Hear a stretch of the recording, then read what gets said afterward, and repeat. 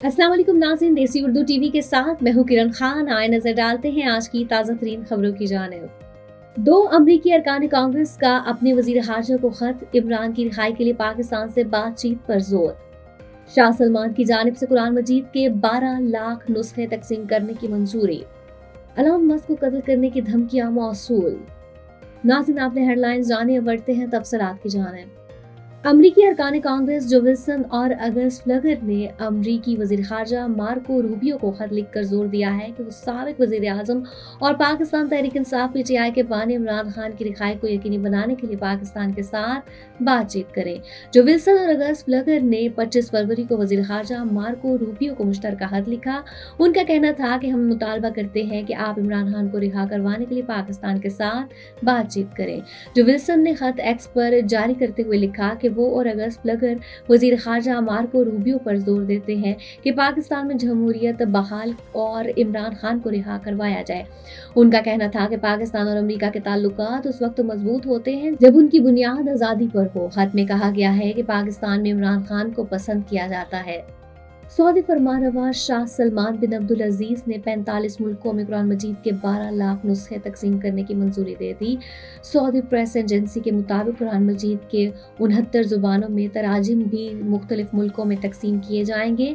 Saudi वजारत इस्लामी उमूर हर साल रमजानुल मुबारक में कुरान मजीद के नुस्खे तकसीम करती है। ये मुख्तलिफ मुल्कों में कायम सऊदी सिफारत खानों के जरिए तकसीम किए जाते हैं जो खादिम हरमैन शरीफैन की तरफ से तोहफा है। You came to this country for a brighter future for you and your loved ones. You've made it this far. Now it's time to become a citizen.